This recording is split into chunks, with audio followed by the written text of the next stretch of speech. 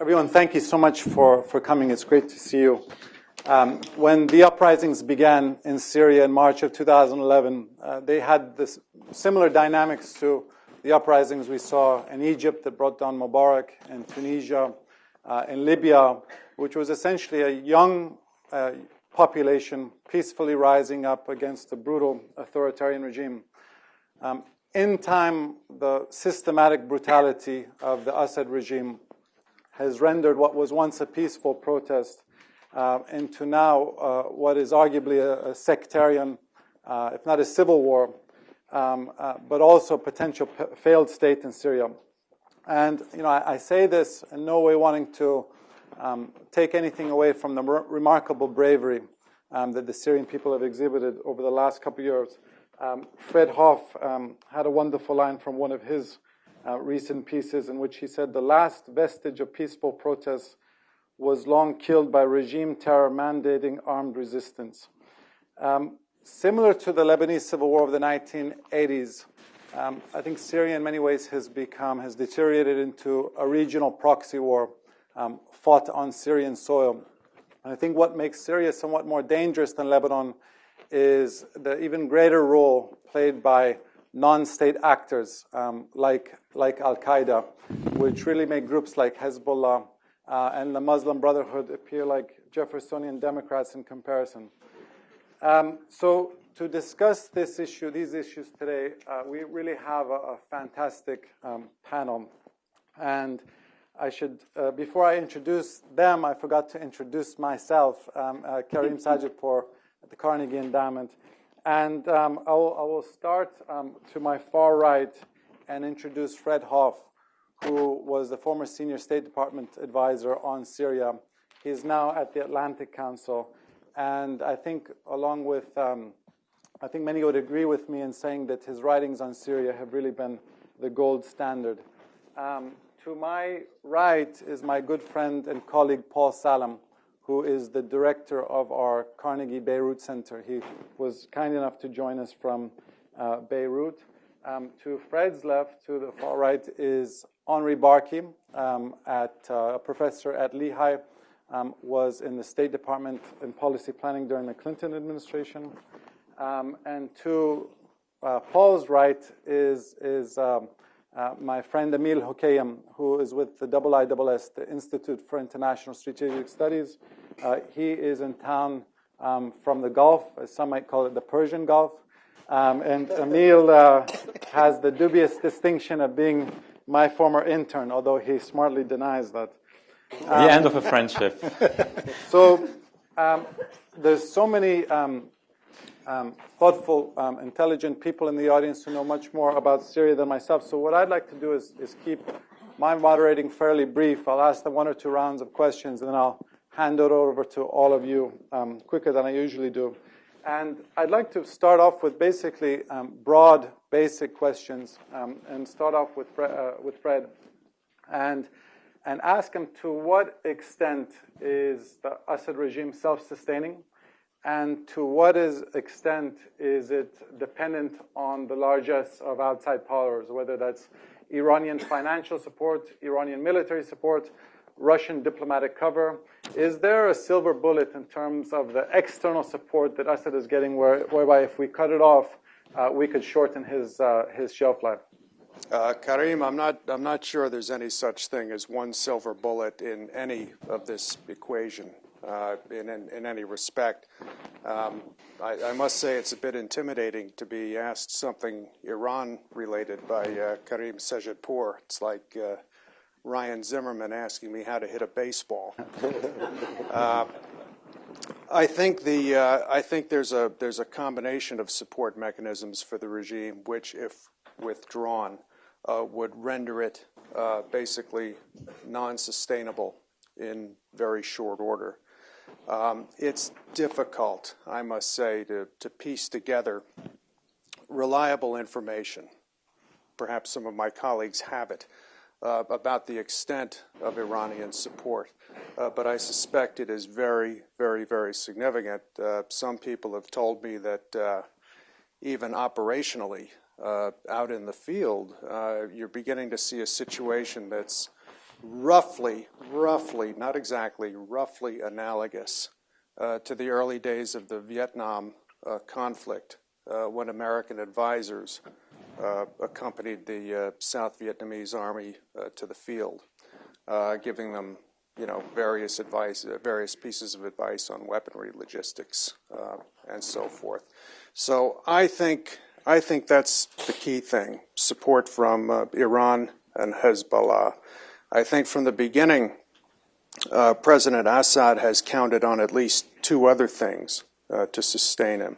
One, his assumption that there would be essentially no prospect of foreign military intervention, and number two, that he would have the support of the Russian Federation, both in terms of honoring existing weapons contracts and supporting him internationally in the UN Security Council and elsewhere. Stripped of some combination of all of that, I don't think this regime would last very long. The Jordanian government, I've read from various reports, Jordanian intelligence saying that Assad is going to run out of money in 6 months. They've been saying this for 2 years now. Aside from Iranian financial support, do we have any idea, how they're sustaining themselves financially? I certainly don't have a specific idea of that, but the Jordanian intelligence report reminds me that somebody appeared before the Congress about well over a year ago, saying that this regime was basically a dead man walking. Can you imagine? Can you imagine that? It's it's been a long walk, to say the least, and I think it is probably impossible for anybody, from an analytical point of view, to project how long this is going to last. If we were to wake up tomorrow morning with the news that Bashar al-Assad has been killed or somehow left the country or something like that, I wouldn't be terribly surprised. If we were having this same conversation essentially 6 months or a year from now, I wouldn't be terribly surprised. But these external support mechanisms, I think, are important in keeping it going. I think his near-term objective, obviously, is to hold Damascus at all cost. Damascus goes, the regime is gone. I don't care about all these alternate scenarios about setting up, in Alawite areas. The regime is gone when Damascus goes. I think he would like to hold Damascus and then hope that the appearance of the opposition and the fact of the opposition, the armed opposition, continues to trend in the way of Jabhat al-Nusra, Ahrar al-Sham, and these other groups. Because I just have a feeling, and this is evidence-free analysis, but I just have a feeling that Bashar al-Assad has it in the back of his mind that at the end of the day, he will somehow be able to remarket himself to the West as the barrier against al-Qaeda in the Levant. Let me turn now to Henri and ask you a bit about Turkey. Some would argue that Turkey is America's only like-minded ally when it comes to Syria. I just posed that question to you. What is Turkey's ideal outcome in Syria, and what means are they pursuing to try to pursue that ideal outcome? And would you agree with the notion that Turkey and America have largely overlapping interests in Syria? Excuse me. If you had asked me that question a year ago, I would have said yes. I think now we may see a divergence in American and Turkish interests. But to answer that, I think what we need to do is try to understand the way the Turks have looked at the region. I mean, they, more than anything else, want stability in the region for their own economic reasons. Syria was an important conduit to the Persian Gulf. They didn't want to see Syria go down. They didn't want Assad to go down. And in fact, at the very beginning of the crisis, I mean, the Turks tried very hard to convince Assad to introduce some reforms. And they even told Assad at one point, just do some elections. We'll support you. It can be sham elections, no pun intended. No but and then we'll support you. So that was essentially what they wanted to. But once they saw that Assad was not budging and was not going to do anything, they moved away. And like everybody else, they assumed, and they looked at Mubarak, they looked at the other examples, and they said, oh, 6 months. In 6 months, Assad will go. The proverbial 6 months. But so now they're caught in a situation where, for them, the best thing is, of course, for Assad to leave. The sooner he leaves, the better it is. But that has been the case almost from the beginning. In some ways, you can't fault the Turks for taking the positions they did, because I don't think they really had much of a choice. You can argue with their tactics, but with the strategic position that they took, that Assad has to go, and one has to create an international coalition to get him out in one way or the other. I think that was the right policy. How they implement that policy obviously differs. Now, they also have suffered quite a bit. I mean, they have 160,000 refugees, which they are paying for. I mean, they're getting aid from the United States and other places, and they, from the looks of it, they're running doing a pretty good job there. But it has caused the government to lose face, because everybody expected that once Erdogan and Davutoglu decided Assad should go, that he would go. I mean, they themselves assumed that. So there is now, as long as Assad continues to remain there, so there is a little bit of a loss of face for Erdogan and Davutoglu, and they increasingly are coming under criticism. But fundamentally, they do want Assad to go. The issue, I think, they realize is that the consequences of the current crisis in Syria is problematic from another respect, and that's what's happening in Iraq. Everybody is I think they're terrified about the prospects of Iraq going south. And ironically, it's not the Kurds they're worried about. Despite what people say, Turkish interest in Syria is primarily to stop the PYD, the PKK offshoot, and we can talk about that later. I'm not going to go into details. I don't think they're really that worried. They don't like the Kurds there, but I don't think they're really worried. They're worried about the sectarianism, essentially spreading all through Iraq and Syria. So what are they doing? And here where I think the divergence between the United States and Turkey emerges. I think the Turks realize, like everybody else, that once Assad goes, chaos will ensue, and that chaos is going to last probably for a very long period of time. That's not what they want. But I don't think they know how to, despite their hubris, know how to stop it.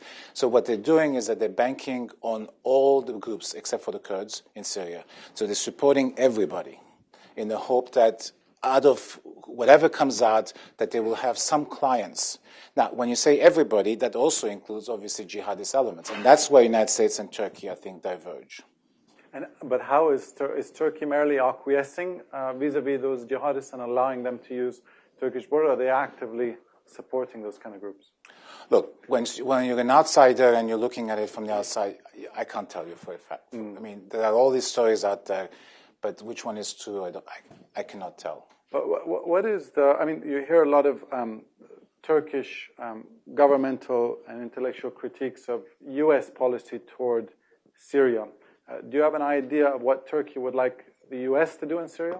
Well, I'm hoping they have given up by now, but they wanted the United States to establish a no-fly zone. They wanted the United States to militarily get involved, if not with boots on the ground, but certainly, and probably Fred knows from the conversations he had with them, they wanted us to get engaged militarily. They cannot establish a no-fly zone, and they want to outsource it to us, but I think they realize now that the Obama administration is not going to do it. So whether or not they still push for that, I don't know. But seriously, that's what they wanted us to do. Okay. Let me move on actually to the jihadists and to Emil, who's role-playing the part with his new beard. So Emil is based in the Gulf, travels actively throughout the Gulf. And the question is whether there is we hear a lot about Saudi and Qatari support for these jihadist groups. Is there a coherent strategy that these two countries have? How is their strategy different from one another?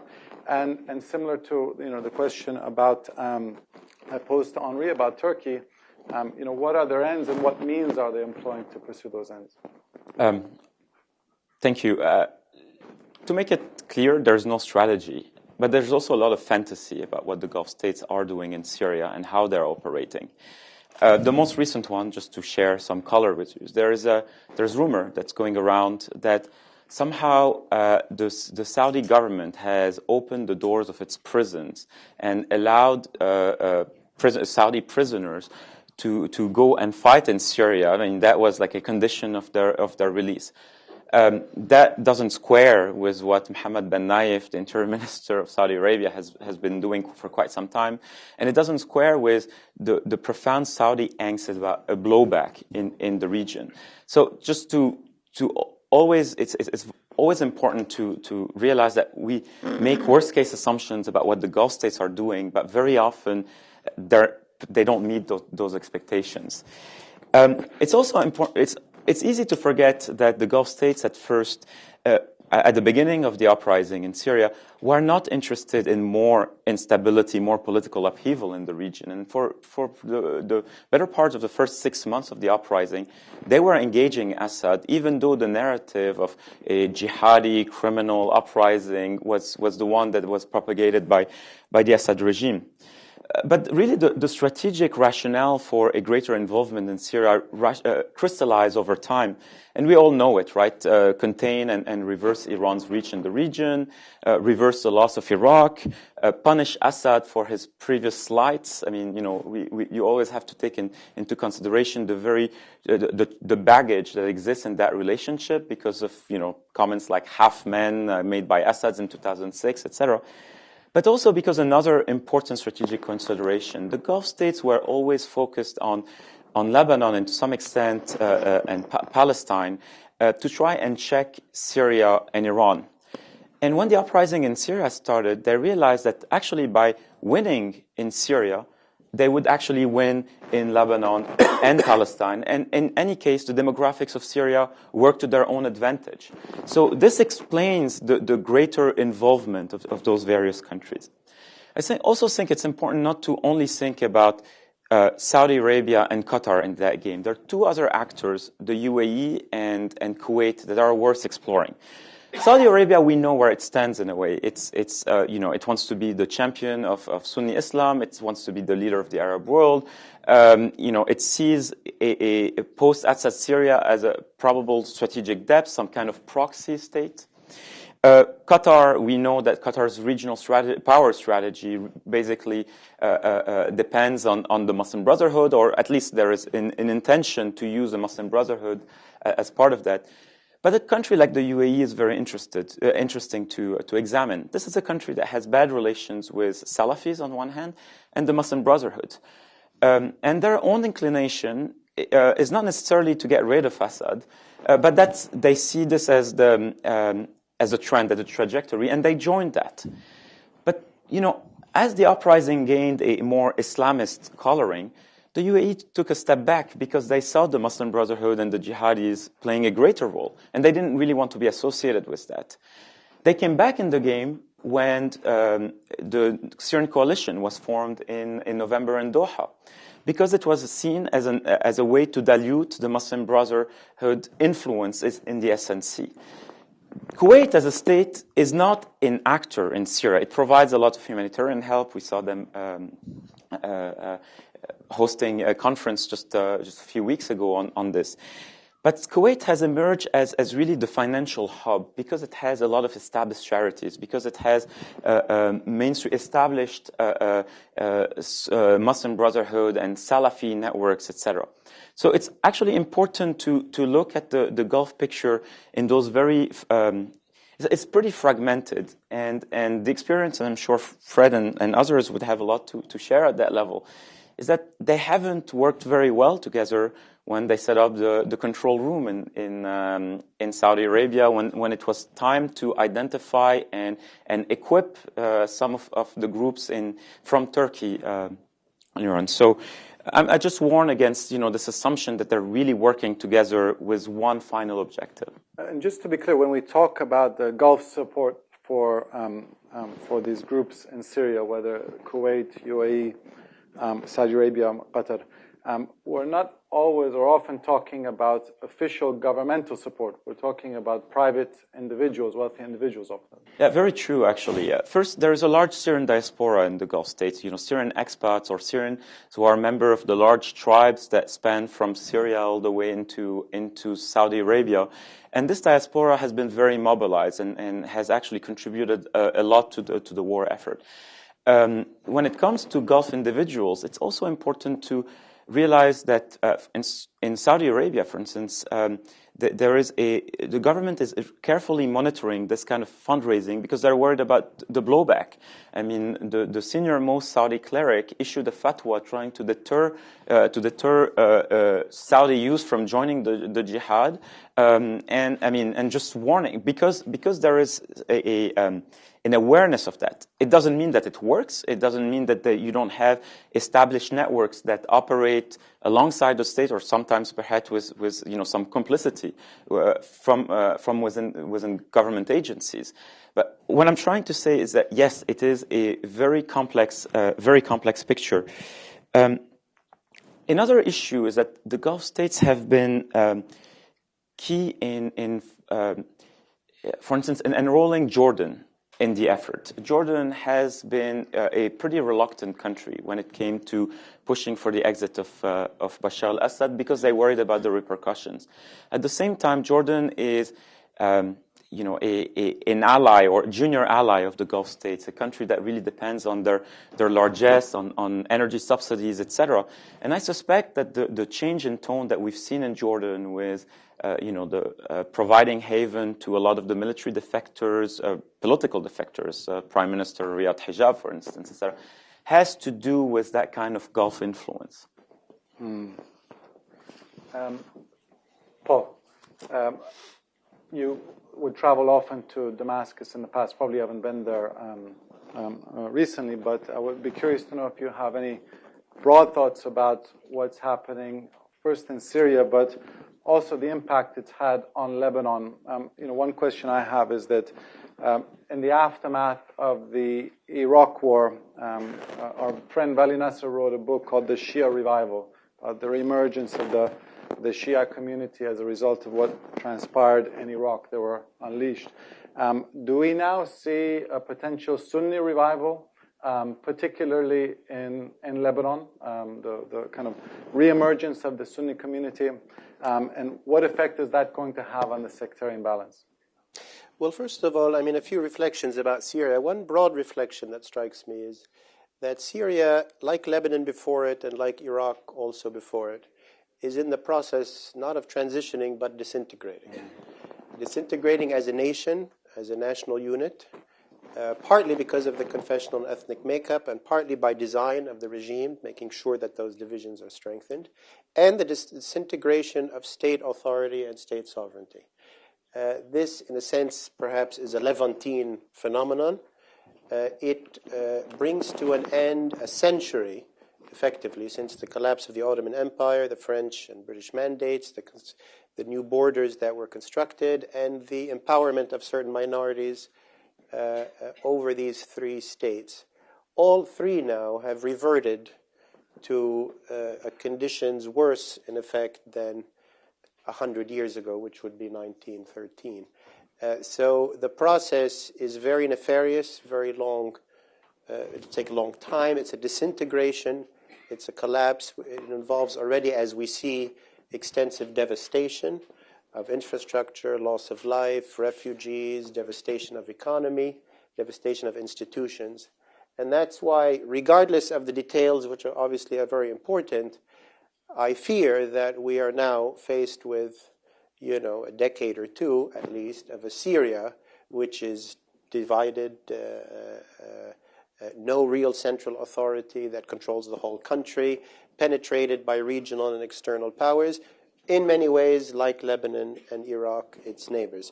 That's the sad and difficult reality that sadly the Syrians are moving into, and obviously those of us in the neighborhood are affected by as well. There were ways to avoid that, but they would have required the regime, the state itself, accepting some kind of transition. Of course, it has not, it did not, and I do not expect it to. And I believe the regime prefers to fight it out, even if it's to lose, rather than to make a deal and give some state power to their opponents. So I have a very grim sense of what's coming, let alone the divisions in the region, let alone the divisions around the world, which simply make the challenge much worse.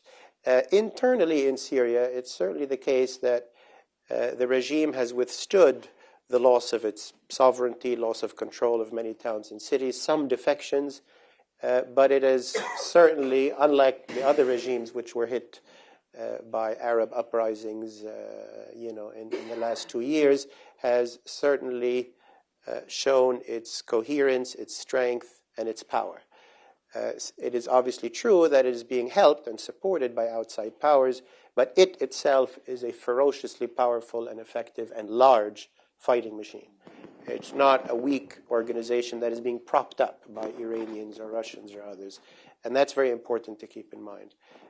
The regime with a strong Alawi backbone, armed to the teeth, with all weapons from chemical weapons to everything else, is and will be the strongest fighting force in Syria for the foreseeable future, particularly if there isn't massive military support, which doesn't seem likely to the opposition. To me, that means that Syria, sadly, is destined for years of fighting. I don't think there will be fighting, of course, in and around Damascus. The regime is not able to hold all the Damascus region, but neither can the opposition beat the regime, defeat the regime head-on in the immediate future.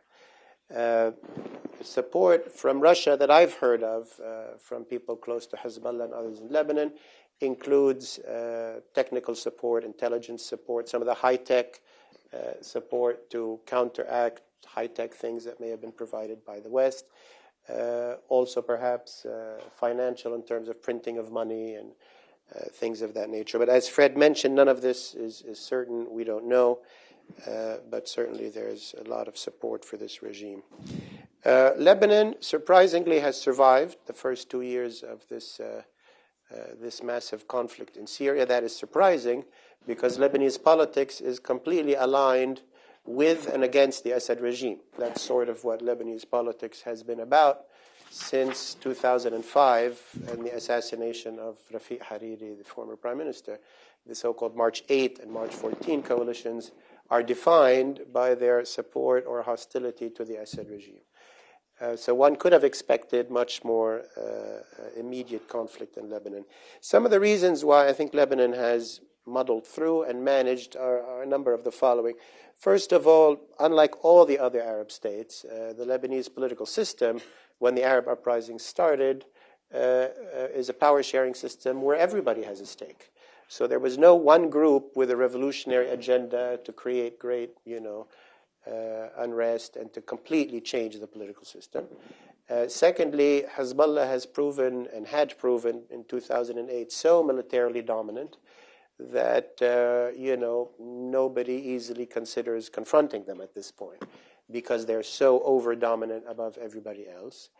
Thirdly, Lebanon has gone through its own civil war, and they look at Syria and they recognize what happened in Lebanon between 75 and 90, and that gives Lebanese leaders, Lebanese parties, Lebanese people a considerable amount of immunity against delving into such an experiment again. In addition, most of our politicians are billionaires with a lot of stake in the economy, so they don't want to risk too much. A final factor I'd mention, the demographics of Lebanon today. Hezbollah basically dominates the capital, Beirut, and the south and the Biqa'. The main Sunni bloc is in the north. Of course, there's Sunnis in Beirut inside and others, but an area where they are able to mobilize, and they are, is in the north of the country, Tripoli, Akkar, and Dani, in those areas. But in effect, there is a buffer between the Sunnis of the north and Hezbollah in Beirut, which is about 1 million Christians in between. So that, oddly, has also kept a bit of stability. The long-term fears in Lebanon are a number. One is if the jihadi element in the Syrian opposition, continues to increase, and if that eventually, succeeds in Damascus, and if Damascus becomes a radical Sunni jihadist capital, there's great fear, obviously, that might easily spill over into Lebanon. The spillover so far in that context has been quite limited, but one doesn't know what risks might come down the road. A second big risk is the massive number of refugees. We've approached around over 200,000 in a country which is only 4 million people. And those are registered refugees. There's probably 200,000 unregistered. The government expects up to 500,000 by the middle of 2013. And those are numbers that Lebanon has no experience handling. Lebanon is appealing for aid, has gotten some pledges from the Kuwait meeting, hopes to manage some of this, but this is a massive, unsettling dynamic. The final thing I'll mention is in the medium term, if the Assad regime falls, the tense standoff between Israel and its northern border, Hezbollah and Syria, which has held since 2006, might be unsettled. And Hezbollah certainly fears that if the Assad regime falls or if it just loses Damascus, that standoff with Israel might not be sustainable, and that in some future we could have another confrontation between the two. Otherwise, Hezbollah is not panicking. They feel the regime is tough, it's strong. They're happy that the jihadists are taking the upper hand in the opposition because they can say, I told you so. A lot of Christians in Lebanon are worried that with the Sunni politics turning more jihadist, maybe they should, align more with Hezbollah. So it might have interesting implications on Lebanese politics. Great, thank you. So, one of the great challenges always of working in the world of policy is that you not only are asked to diagnose the problem, but offer solutions to the problem, offer prescriptions. And that's going to be my next question before handing it over to the audience. And when it comes to the Syria policy debate, there's basically two broad parameters. The first parameter is that we just do nothing. We had a terrible time in Iraq and Afghanistan. It's time to do nation building at home, and we just kind of watch from afar. The problem is that we have this humanitarian catastrophe, over 60,000 civilian casualties, 2 to 3 million people displaced. Put aside the humanitarian aspect, we also have a situation in which several countries throughout the region could be sucked into this. So you have that's the extreme end of the debate, to simply do nothing. The other extreme end of the debate is to enact what we saw in Libya, which was some type of a multilateral, whether it's a NATO or an Arab League style military intervention, try to come up with a no-fly zone. And that doesn't seem to be in the cards as well. And I think that everyone up here on the stage is probably somewhere in the center between these two poles. But I'd like to just go one by one and ask each of you, in kind of several minutes, how you see the policy debate moving forward. And the big concern that people have had, and one of the reasons why I think the Obama administration has been reluctant, is this fear that if we intervene militarily, or if we provide the opposition with arms, these arms are then going to be turned against us several years down the road, as we saw in Afghanistan. So why don't I start with Fred and go back down the line? Sure. Thanks, Karim. I think from the first of all, little truth in advertising. I left my Syria duties in September of last year. So please keep that in mind, and do not attribute to me anything resembling a canonical version of how the administration is considering these options right now. But I think it's safe to say that from the point of view of the administration, do nothing is not an option. I mean, the administration would take the position it's doing quite a bit in terms of non-lethal assistance that's aimed at local committees inside Syria, in terms of humanitarian assistance in particular. In the early stages of the conflict, the administration did a lot of diplomatic heavy lifting to try to isolate the regime both economically and politically. So doing nothing, I think, has really never been an option for the U.S. government. But you're quite right. There is another end of the spectrum. I think the difficulty the administration has, the thing it's really wrestling with here, is that it has an objective, and this has been articulated publicly several times by Susan Rice and others. The objective is to try to bring about a peaceful, managed transition in Syria. The strategy in support of that objective basically comes down to supporting the mission of Special Representative Lakhdar Brahimi, and also the non-lethal assistance to the opposition and the humanitarian assistance. The objective problem I think the regime has is that its analysis of the situation, and as far as I know, this is held in common by policy people and intelligence analysts, is that the future of Syria, near, mid, long term, is very likely going to be decisively influenced by men with weapons on the ground. That the possibility of Lakhdar Brahimi, despite his enormous skills, being able to pull the rabbit of peaceful managed transition out of the hat is nil or close to it. Let's not say nil. I mean, this would be the best outcome for Syria. Stop the bleeding quickly, manage transition.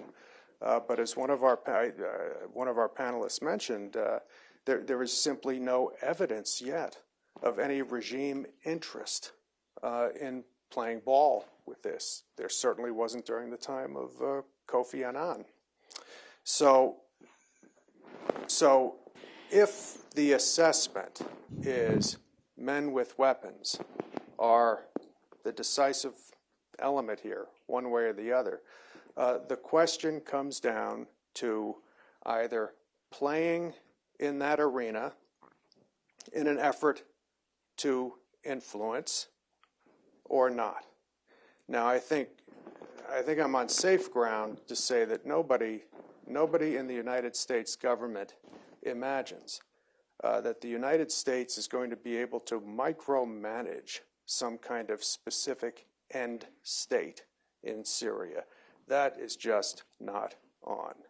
The United States and any combination of countries you could think of just don't have the ability to micromanage an end state. The question is one of whether or not you're going to try to influence, and it's a bit more complicated than just the shorthand of arm the rebels. Okay.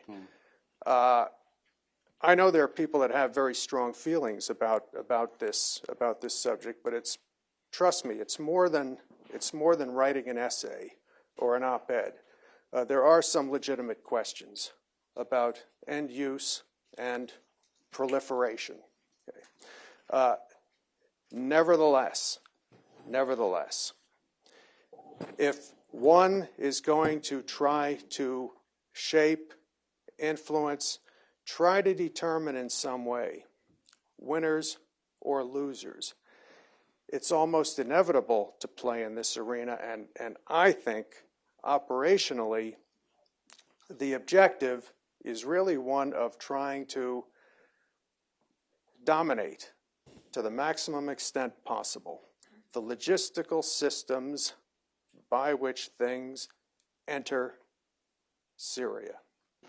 Trying to, as best we can, and none of this is going to be perfect, make sure that the people we think ought to have arms get them. Try to make sure that people we think should not have arms don't get them. This is easier said than done. Those of you who have experience in government, either the military, the intelligence agencies, whatever, know what I'm talking about. This is an enormously difficult operational challenge. But this, in essence, is what the administration is wrestling with. Whether there needs to be a new objective that is more in conformity with the assessment of what's actually happening on the ground. Thank you, Fred. Henri, a few months back in the Washington Post, you argued against the far end of the pole, which was a no-fly zone or some type of a NATO-style military intervention.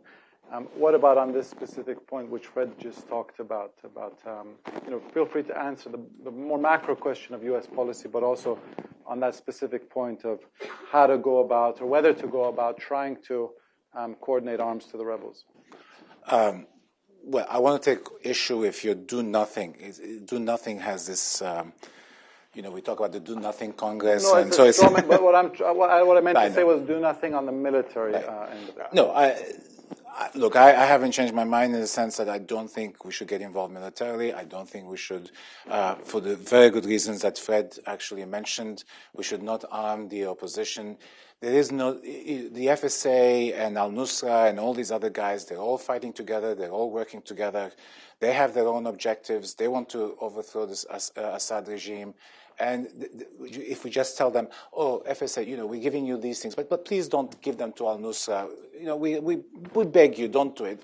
This is not serious. I mean, every arms we give eventually will proliferate. But beyond that, I actually think that this is one conflict in which maybe the United States should stay on the outside. The United States has been involved now in so many wars in so many Muslim countries, Afghanistan, Libya, Iraq, you name it. I think there's this temptation that we can bomb or we can send arms or we can intervene is a very easy temptation. But the truth is, we are not going to make friends. All we have to do is look at Iraq to see that that we haven't, except for the Kurds, we really do not have many friends in Iraq. Mind you, we messed it up in Iraq, but this is not the point. But I think whatever we do in Syria, we are not going to succeed in micromanaging. We're not going to succeed in getting our guys in or people that we are comfortable with. This will be decided by the people on the ground, unfortunately, mostly by armed folks. And Syria is going to go through a very long transition process. Look at Iraq. I mean, whatever the United States did wrong in Iraq, the truth is Iraq is still has yet to settle itself down, and it's going to take a long time. So for us to spend blood and treasure, I think is wrong. Besides, every single country in the region will have their own people, their own agents, their own clients in Syria working, and they have the proximity, they have the advantage of proximity, of language, of culture, of everything else. We are not going to get we're not going to get anything we want. And if you think that even our allies, that the Turks, for instance, will, if we say to them, please don't give arms to al-Nusra, and they've come to the conclusion that that's who they want to give arms to, that they will listen to us, is also wrong. So this is a huge quagmire in we should. Now, if the regional countries want to get involved, maybe they should get involved militarily too. But they shouldn't just look at the United States to try to come to us and say, you solve this problem, and then if we were to get in, then they're going to blame us for messing it up, which we will certainly mess it up. So from that perspective, I think this is one conflict we should stay out, and I certainly don't believe in arming the opposition. I think the opposition now is too fractured, there are too many jihadists involved. That's it. Just to be clear, aside from humanitarian aid, you would say we stay out. No lethal aid, no arms support. Look, we can maybe give intelligence support in the sense that if we know, for instance, that the Assad folks are going to use either chemical weapons or they are going to use they're planning a certain operation, and especially if it's in the civilian area, letting the FSA know through certain channels, that's fine. If the Turks and the others get involved in more, shall we say, engaged military operations, offering them intelligence, that's fine. But that's where I would draw the line. Emil, and specifically on the question of the counter-argument is that as long as we continue to stay out of it, this Assad could potentially be around for a year or two, and as the conflict persists, the most radical elements of the Syrian opposition become empowered. Yeah, I agree. The worst-case scenario out there is Assad surviving in Damascus and so on, and then have a proliferation of groups controlling, territory all over Syria that we don't know are difficult to deter, difficult to engage with, etc. The macro picture is the following. The U.S. is at best marginal to the dynamics of a conflict that has already overtaken the Iraq War in terms of regional and strategic significance.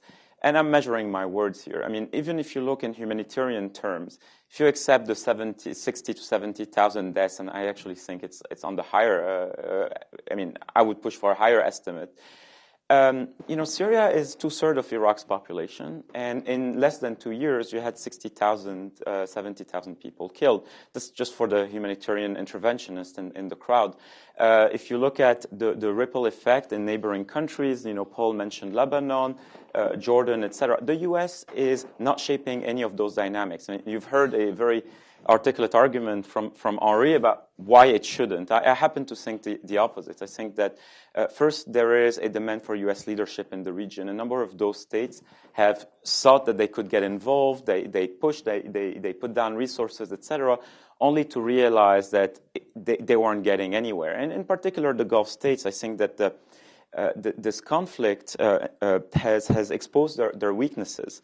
First, they're hostage to their own contacts in Syrian society. They don't really appreciate the diversity of Syrian society. The Gulf states clearly don't have the expertise, the networks, the strategic experience to be involved in that fight to try to shape a new Syria. Whether that's a good thing or not is also debatable. But certainly, the Gulf states are now going to be in position to develop proxies the way the Iranians have in countries where you have civil strife, Lebanon, Afghanistan, Iraq, etc.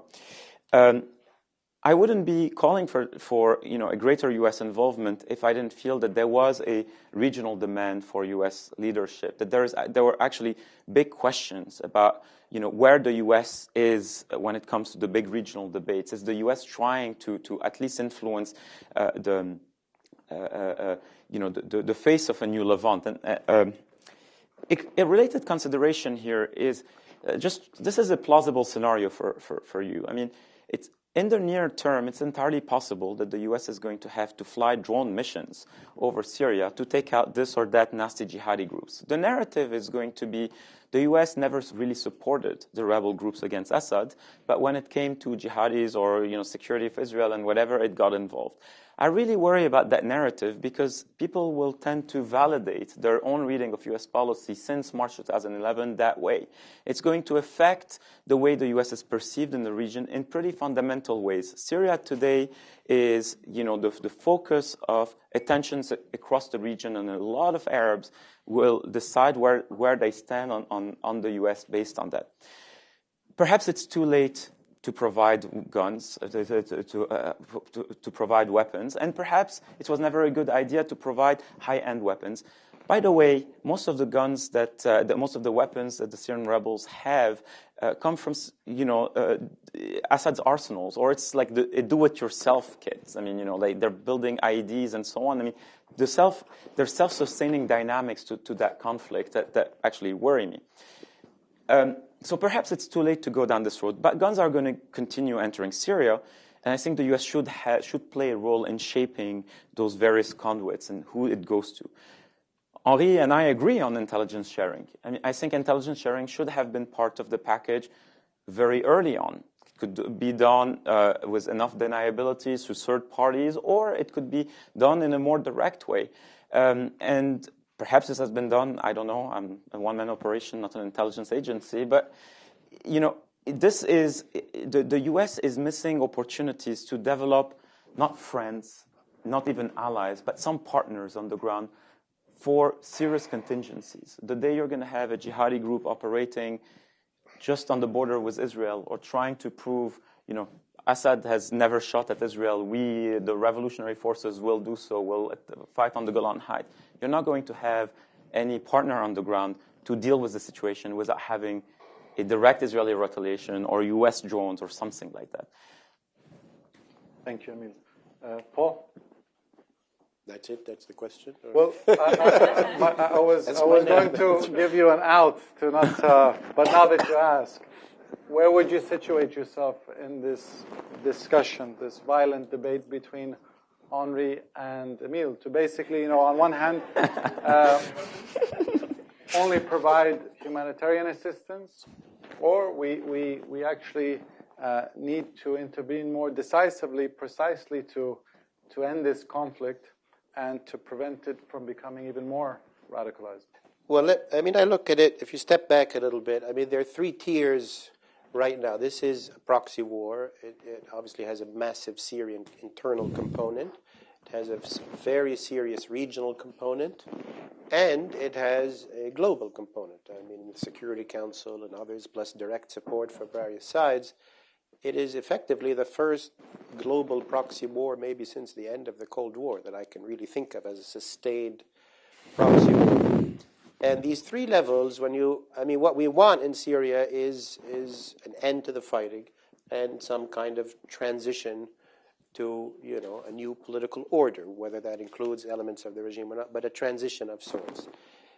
That is not going to come from inside Syria in any foreseeable future. There's no possibility of that. That is not going to come from the region. The countries that used to speak with everybody in the region, which were Turkey and Qatar, have taken sides and no longer do so. There's nobody in the region backing one side or the other that actually really talks to the other side. That's a great loss, but there will be no mediation really coming from the region. And unfortunately, the US and Russia, and including China and Europe, have lined up so far on opposite ends of this conflict. This conflict also, to my mind, doesn't have a military solution. You could have maybe military intervention, but I don't see a military solution in the sense that one side, rolls into Damascus in a matter of months and it's over, and then some new order takes place. But the situation that we or people who want to try to end this conflict in Syria requires movement at some level. And I think the only level at which movement is possible is the global level. Because as I said, regionally, there's no movement there. Internally, there's no movement there. And the only glimmer of hope I can see is a potential, breakthrough, rapprochement, something between second-term Obama administration and the Russian, Putin's presidency and so on, that might, a reset of U.S.-Russian relations on various issues, which is right now very unlikely, but that would begin to find a glimmer of agreement. At the end of the day, there is common ground, in a sense, between the U.S. and Russian interests in Syria. Were the Bush administration around when this happened, they would have gone, I think, maybe especially the early part of the Bush, that this is an opportunity, complete regime change, let's go in there, and this is an ally of Iran, and it's clear we'll do it.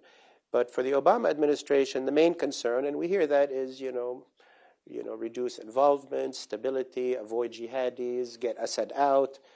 And in many of those issues, Russia has the same concern, wants to stop this conflict, wants jihadis to be weakened, understands that Assad has to go, wants part of the regime to remain, but wants some kind of political normalcy to return. So the only area where I see some potential for movement is on the global level. But I also have felt and still feel that in order to have more movement at the diplomatic level, you need perhaps more pressure.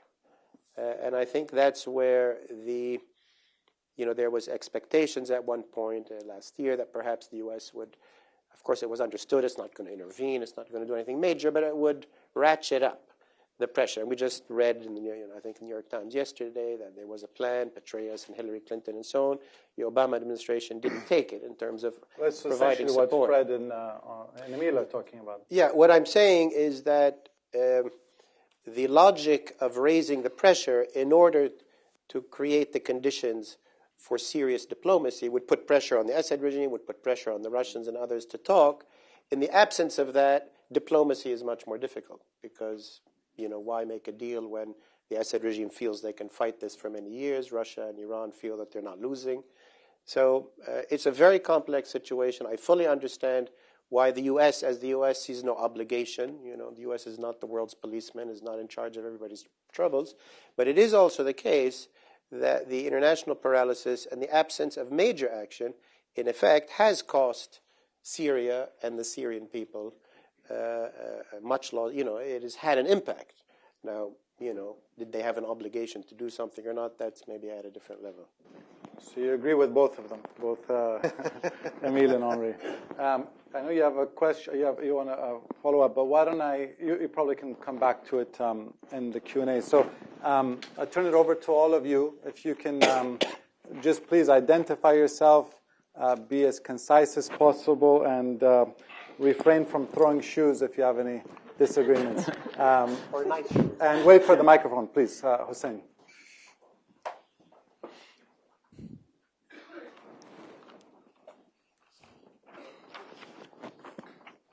Thank you.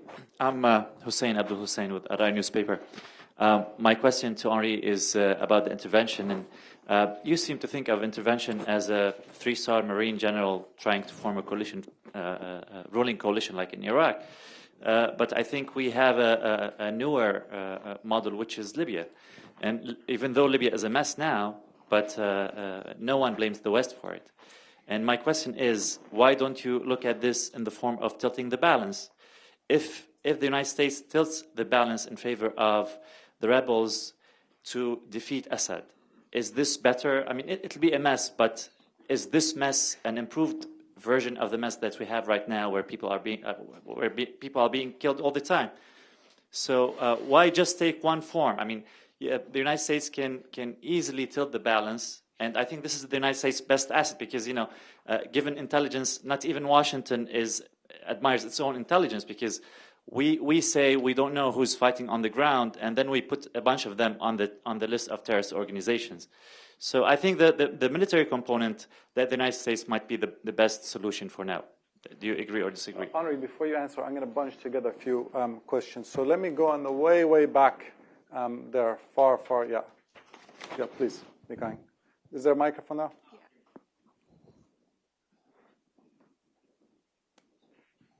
Nikain Kosar, Khodnavis.org. Do you think that the meeting in Cairo in the past few days and the presence of Ahmadinejad with other leaders from Turkey or Egypt would have an impact on what's going to happen in the region on the Syrian issue? Great, thank you. And let me take one more. I need to have some gender diversity here, so please, the woman in the center there. Yeah, right there.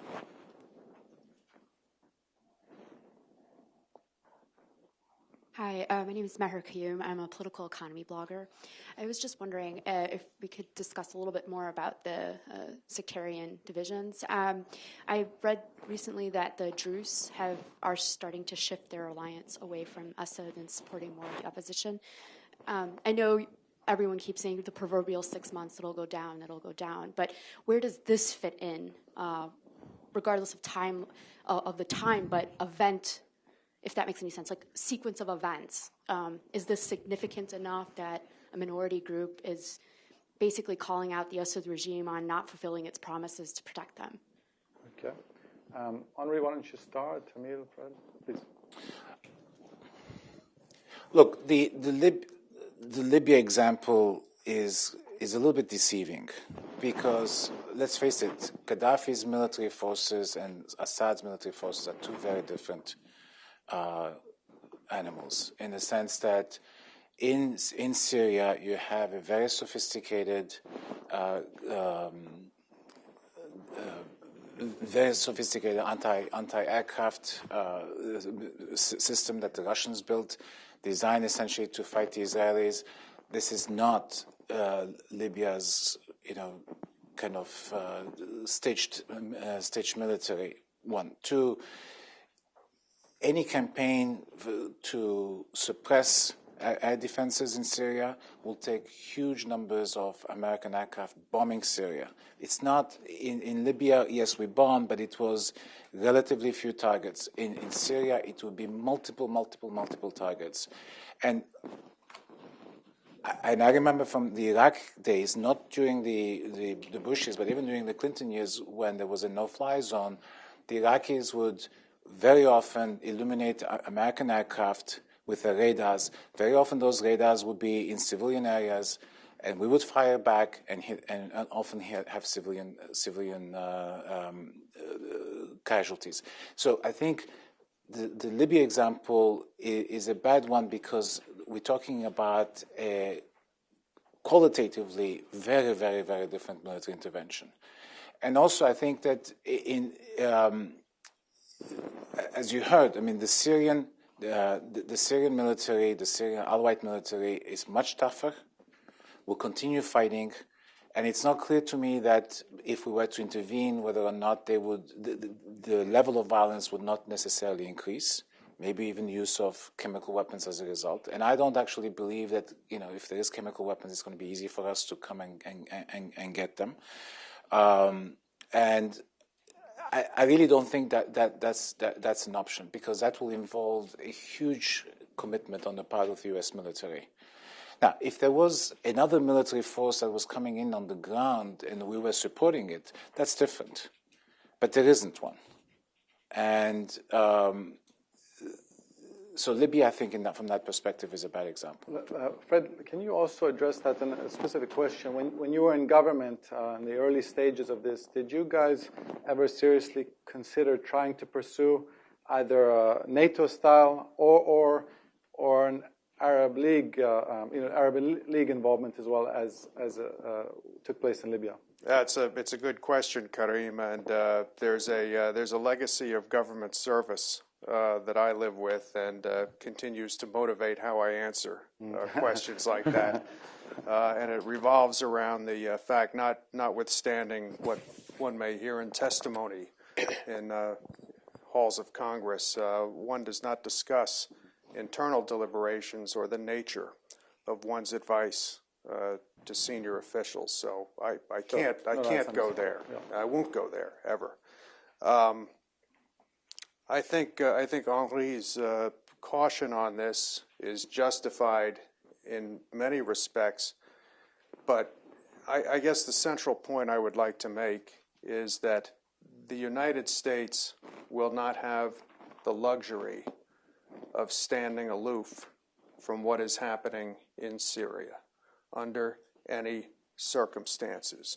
One way or the other, the United States, and I don't like the phrase, but one way or the other, the United States is going to be sucked into this. Now, I personally would draw a strong red line over anything involving boots on the ground or any of that. I just don't want to go there. I would say the same thing about strategic bombing campaigns and those sorts of things. But Syria, on its current trajectory, appears to be on a one-way trip toward state failure. Okay, we can already see the implications of what's happening in Syria. In a 360-degree radius, you've got upwards of 800,000 refugees now spread around. You've got 3.5 million internally displaced. One way or the other, the United States is going to be drawn into this situation. The question now, and it's an operational question for experts, really, is whether or not we can shape on the margins. Okay? even if we, and I think Paul made an excellent point on this, even if we maintain as the national objective here, peaceful managed transition, even if we retain that as an objective, there's a question about how do you get to it? And do we have the ability, going to the question, to tilt the situation on the ground so that the chances of some kind of a negotiation increase? Now, you know, I'm a little bit skeptical. I'm inclined to share the view that this regime, in essence, would rather see the country burn than participate in something like this. You know, when you come right down to it, if you were to pick out the one person in the world who has the ability to save Syria from the direction it's headed, like it or not, it would be Bashar al-Assad. He had options at the beginning of this crisis. He has options now. There's no evidence. Well, we know he didn't exercise the correct option at the beginning of the crisis, which would have been to get himself down to Deraa, to sit with people, to apologize for what happened, to arrest officials, to hand out compensation, to listen to people. No, he didn't do that. This is in March of 2011. March 2011.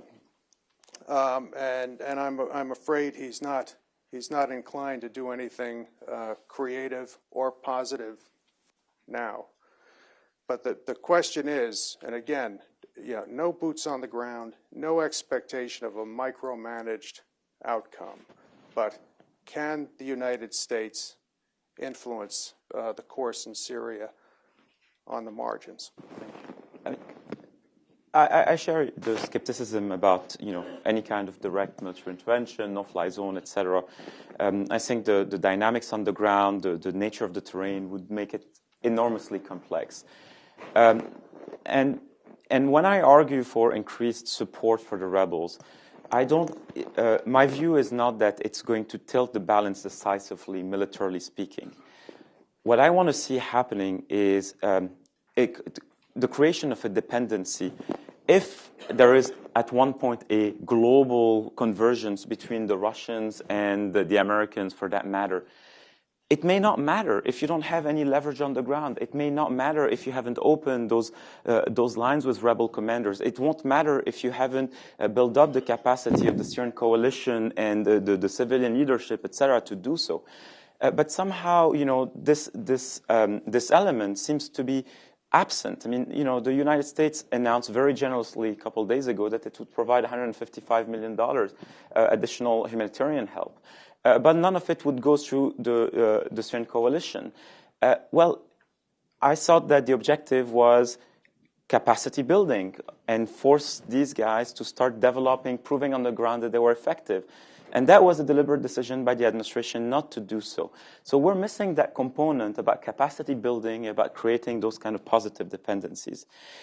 On the issue of the regional dynamics, you know, the Cairo meeting. First, Ahmadinejad, I suppose, is irrelevant when it comes to security policy. Karim may correct me, but Ahmadinejad meeting Morsi is not a breakthrough. And we saw the regional quartet that supposedly brought Iran, Turkey, Saudi Arabia, and Egypt together. It didn't go anywhere because the objectives of those parties are fundamentally not aligned. There's very little to talk to. I think the Iranians were happy to use this mechanism to break out of the regional isolation, but it didn't go very far. And I agree with Paul. I mean, there's no regional mechanism at this point.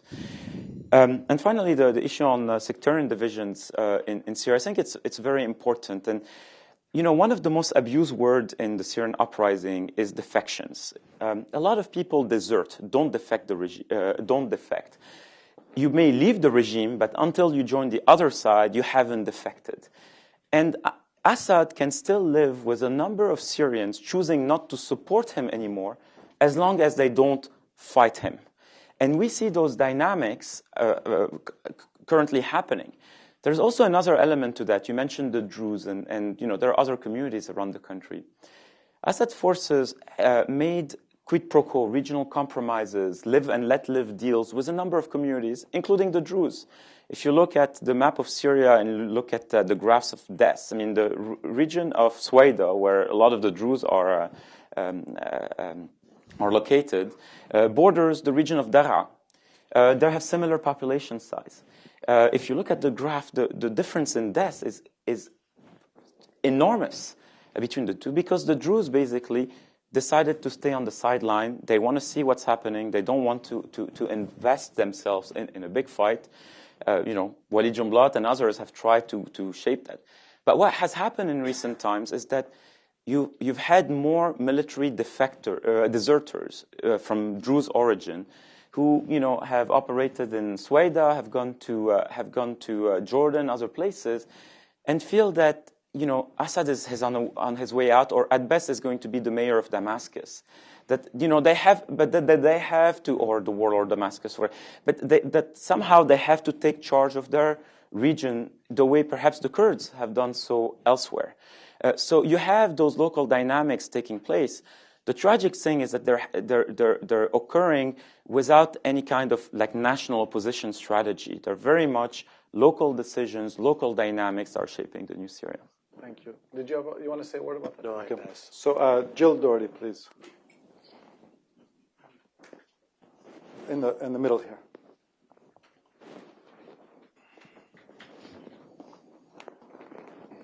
Thank you.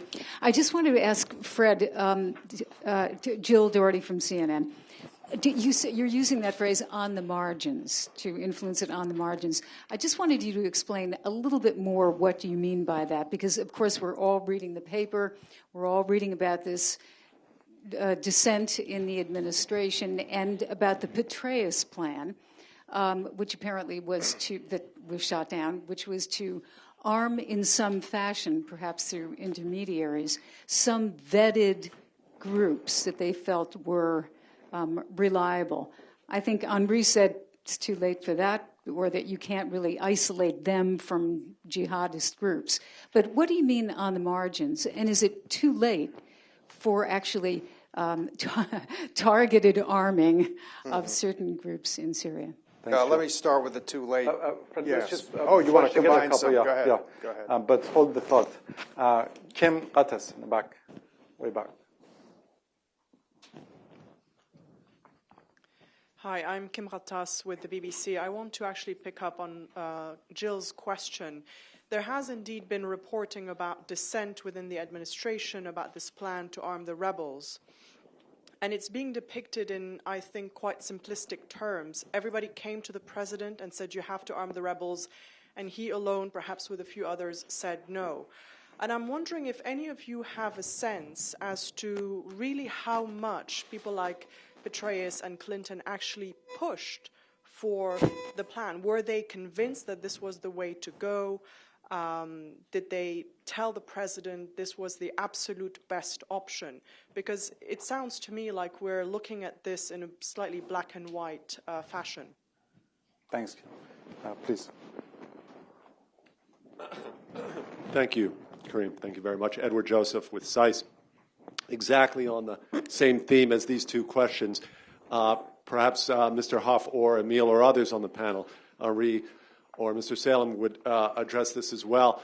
The question of influence on the margins, what about this very open, public, embarrassing, very bitter dispute within the opposition over the statement, the position of its president of expressed willingness to meet with a representative of the Assad regime. This produced a huge backlash, as you all know.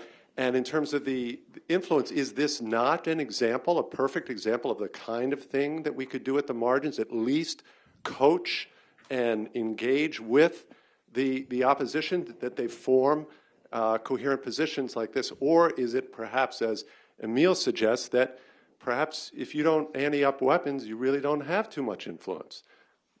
Appreciate the thoughts on that. And if we're concise, we can do another round. So, Fred, you had a thought on your mind. So yeah, I'll be very concise.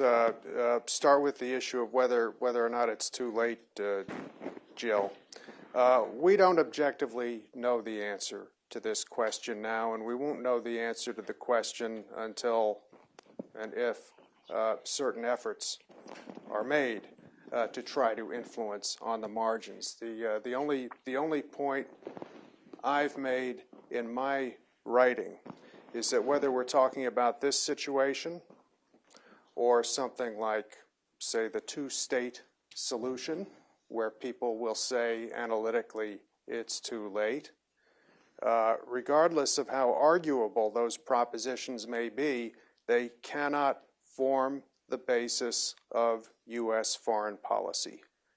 Period. You just cannot form policy based on that piece of analysis. On the margins, I think it goes basically to an element of your question. How much do we actually know about who, about end use, about the reliability of that end use? Frankly, I wouldn't go there if we didn't know the answers to some basic questions. Do I know whether or not we know the answers to those questions? No. That was not part of my job. I would just offer the editorial opinion that if we don't know the answers to those questions, shame on us. On the question of how hard did various officials push for things, I don't know. I may be the only person on this panel who knows something about that, and I'm not talking. Well, just very briefly, I mean, the issue of the division of the opposition, lack of unity, has been a problem since the beginning. And one can blame them for the fact that even as an SNC and now as the coalition, they have not been unified. And that's true. But I think it was also, in a sense, maybe used or overused as an excuse really not to support them, even in some significant but basic ways, well short of the things that are being warned against by my colleagues. And I think there should have been much more help given to the opposition despite its various divisions in the beginning and even today. There's no doubt that's a very major part of the weakness of the opposition. It is neither able to command the respect inside Syria and organize the fighting groups, nor is it able to present a face that is credible in terms of any potential negotiation, and all of that is very true. In terms of the question of wanting to know sort of who are all the groups in the Syrian armed opposition, where will all the weapons end up, I kind of agree with my friend Hussein that it's already an extensive mess. It's going to get much messier, and in a way that neither the U.S. nor Russia nor others like, and we're already well along in that case. So I think the options there is not, well, we're not, make sure that weapons do not get into the wrong hands. They already are, but rather provide certain types of support in the most careful way possible, short of boots on the ground, short of intervention, all of that, but that raises the pressure significantly against the Assad regime, that raises a red flag to the Russians and others that, no, there's a serious conflict, that the West is certainly not intervening, but is serious about it, which will give more chance, to my mind, for a negotiated solution led by the international community. That's the only glimmer of hope, I think, to end the suffering of the Syrian people. Thank you. Henri. There is another aspect to this that we have not paid enough attention to, and that is the nature of the opposition. And when you look at what some of the jihadists are saying, what they have said in the past, what some of the leaders of the Muslim Brotherhood in the past have said about the Alawites in Syria, and also the Christians, I don't see that they will be necessarily very merciful when they win. And so do we want to be the ones who enabled them? I mean, in a way, are we going to be in a position where we say, we armed them, and then look who came to power and look what they've done?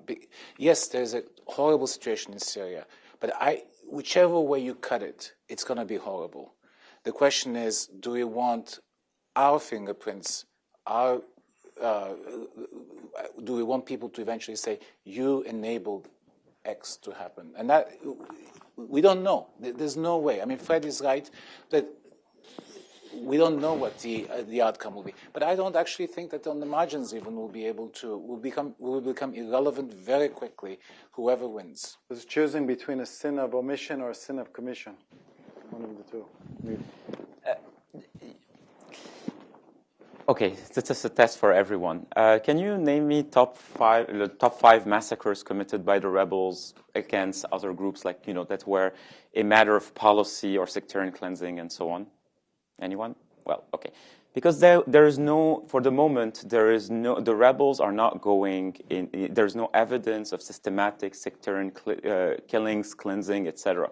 There is still, Jabhat al-Nusra has mounted horrible suicide bombings, etc. But the main brigades haven't mounted the kind of awful abuses. They have done a lot of bad things at a local, individual level, etc.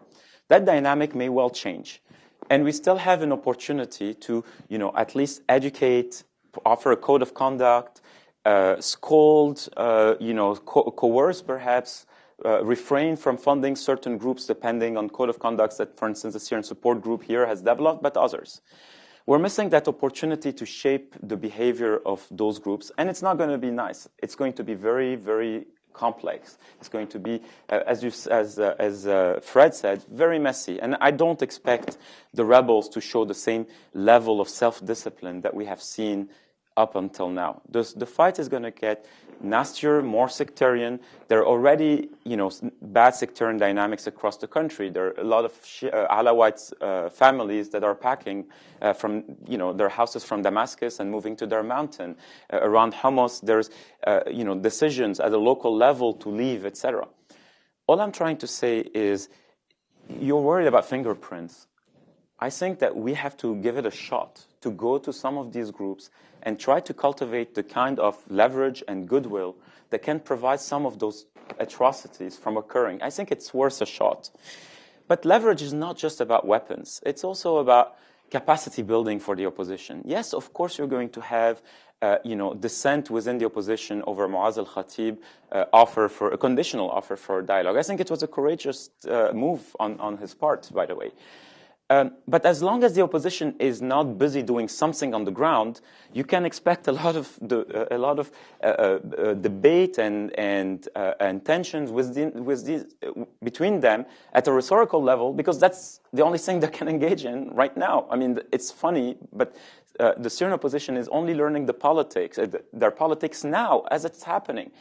Syria is one of the most diverse societies. We shouldn't be surprised by that. We've been too spoiled by the precedent of Libya, where we had a more uniform, more coherent NTC that emerged at first and had one call, but we have to keep. It was an aberration, and the Syrian opposition is certainly not the best model for how an opposition should go about politics.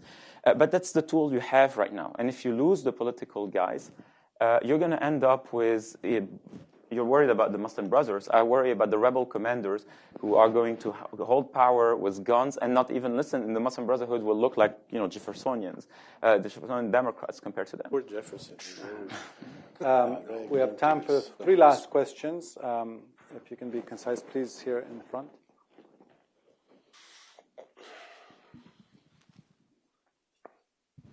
Thank you. Jakob Schrodt, I'm a student at American University. President Obama continuously declared that the red line will be passed if it comes to the use of chemical weapons. So let's consider the scenario that the Assad regime is losing control of a couple of their weapons. How would that change? And we cannot track where they go. So how would that change your position regarding any kind of military intervention? And follow-up question on this, wouldn't it be more easy for the rebels, instead of going all the way to Damascus, to try to get control of a couple of weapons to force the United States to do something? Thank you. In the way back? Yeah.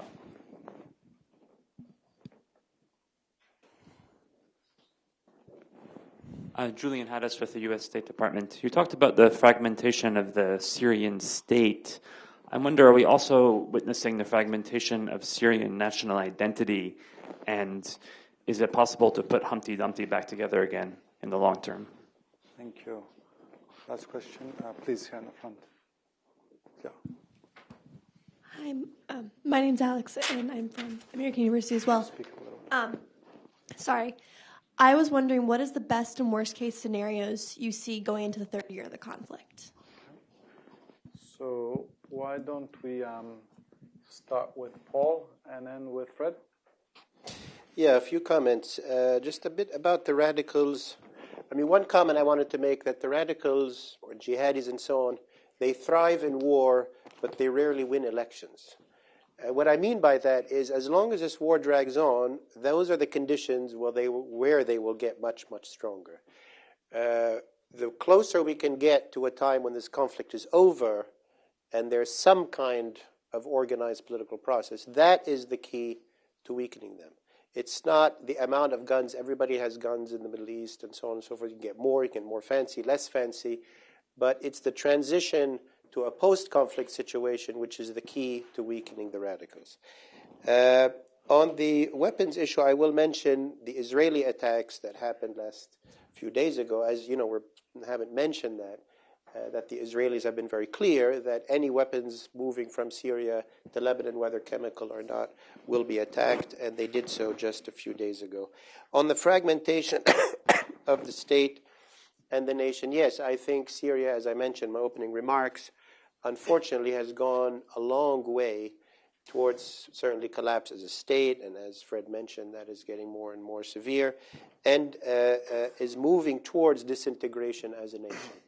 A lot of that was, in a sense, by design of the regime, that if the regime were to lose, they do not want to leave a nation behind. And the makeup of Syria, like the makeup of Lebanon and Iraq, is fragile and is being exploited negatively in that way. Will it be possible to put Humpty Dumpty together again?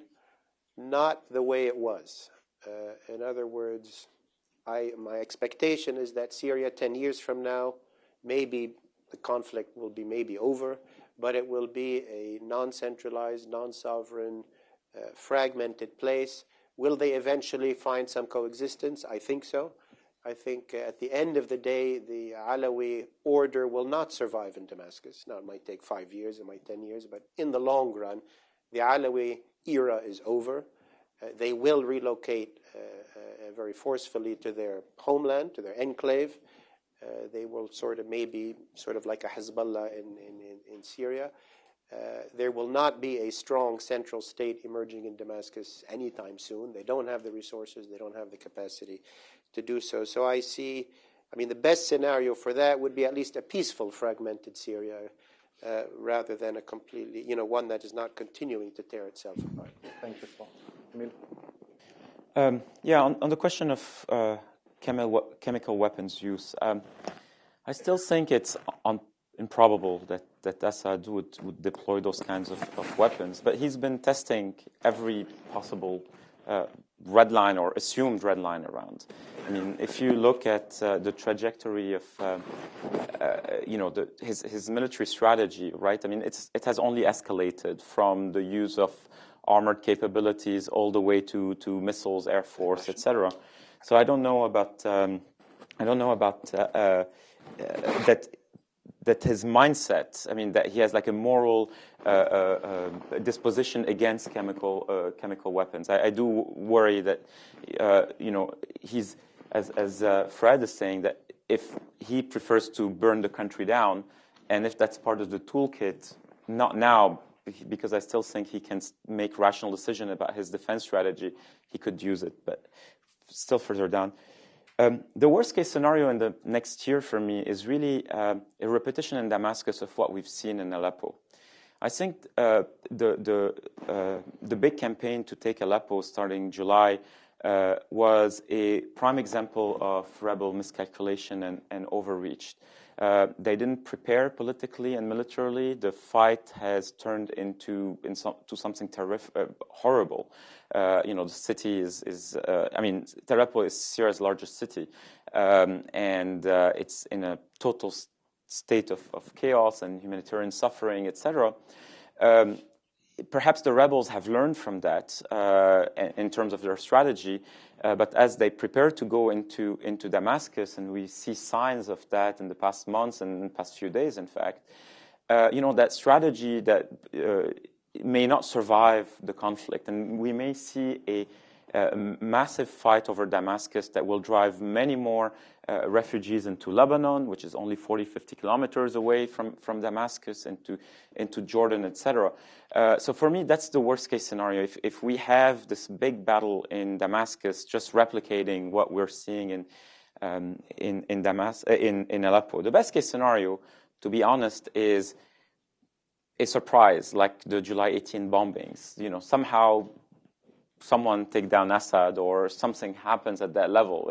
It would be an accident. That's not the trajectory. And inside, something like that brings other elements that are more willing to negotiate. The chances of that happening are still pretty small, but on July 18, something happened, and these are accidents. So these are my two extreme scenarios. Let me just say that I don't have a best case scenario, unless you think Assad deciding to become an ophthalmologist again and maybe taking care of Ben Ali in Saudi Arabia is what he wants to do. I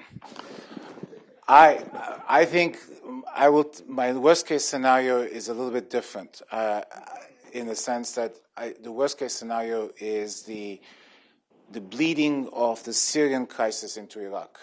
And we are already seeing Iraqi Sunnis who are perceiving a victory in Damascus. In fact, one senior Iraqi told me a few months ago, he said the adage or what the Sunnis are saying in Iraq is the Ottomans are back in Istanbul, the Umayyads are about to take Damascus back, and the Abbasids are coming back to the Baghdad. So there's a way in which this sectarian conflict is going to upend Iraq in a way in which, and I see Iraq as a far more important country than Syria. I think Syria essentially is a country that Hafiz al-Assad made important just by playing the regional geopolitics very smartly. It doesn't have oil, it doesn't have any economy, it has nothing. And whereas Iraq is far more serious. It has huge amounts of oil. It does border Iran. And so what happens in Iraq in some ways is far more important to me.